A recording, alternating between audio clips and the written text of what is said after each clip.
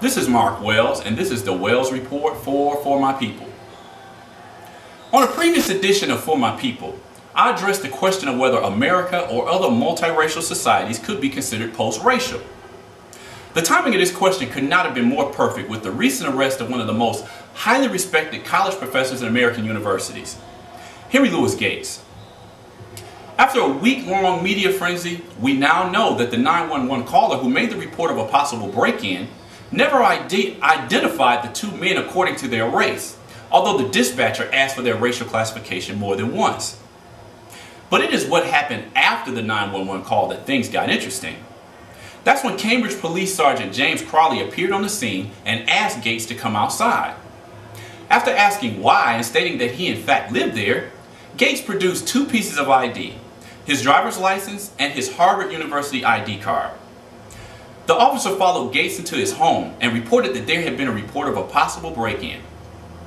After Gates became agitated with such treatment and an ensuing exchange of words, the officer then arrested Gates for, quote, loud and tumultuous behavior in a public space, unquote.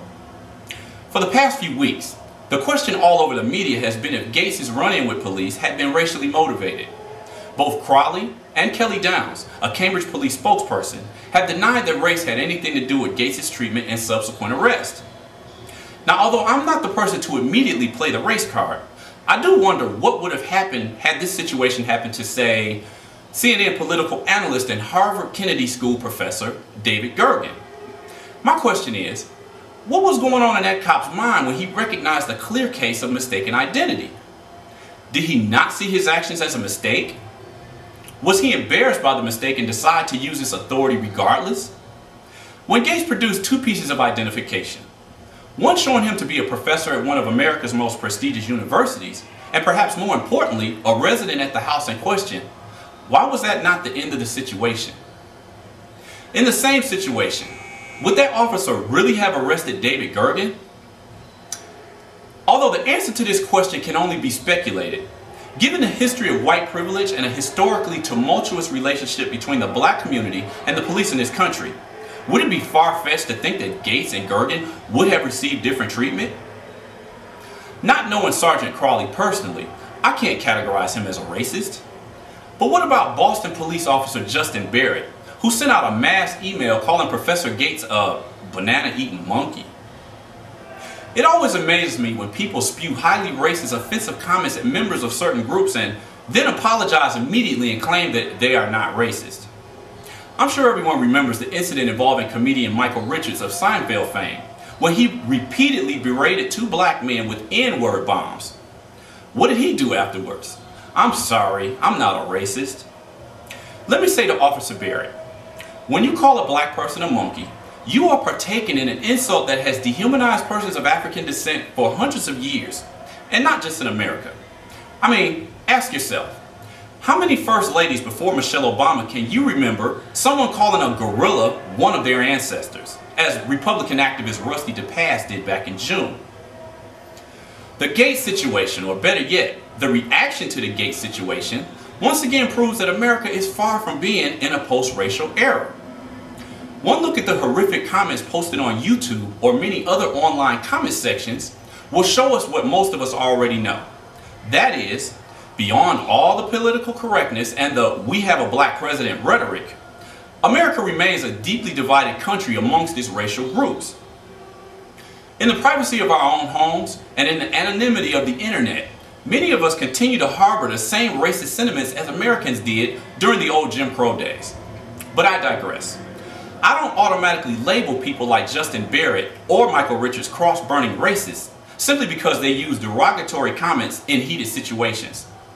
In reality, we all partake in this type of behavior.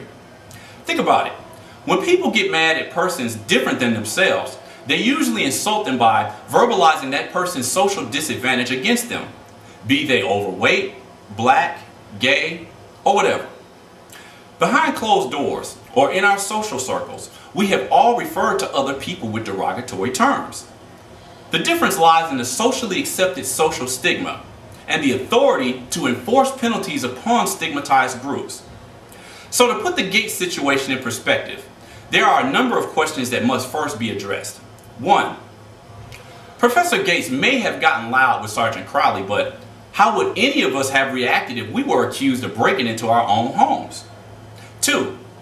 If the charges were eventually dropped, what was the point of taking a 58-year-old walking cane assistant college professor to jail? 3. If the 911 caller never described the would-be suspects as black men, how did this description end up in the police report? We may all have different responses to these questions, but there is one thing we should all take away from the Gates scandal. Until Americans are ready to ask the difficult questions and deliver the honest answers pertaining to race, we will forever remain a nation separated into black, white, and others.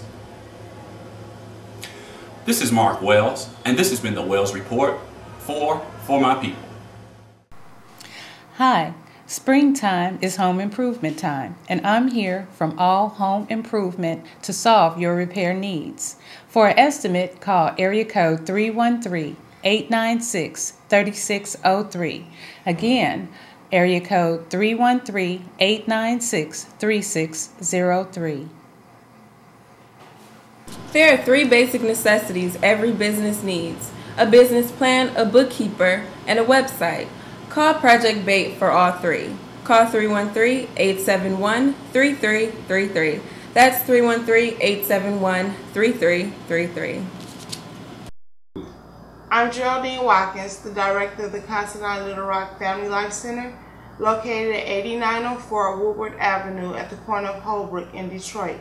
We offer swimming, basketball, as well as a full fitness center. We also have a beautiful hall available for rental of all occasions. For more information regarding programming and services, please contact us at 313-871-4673. Again, 313-871-4673.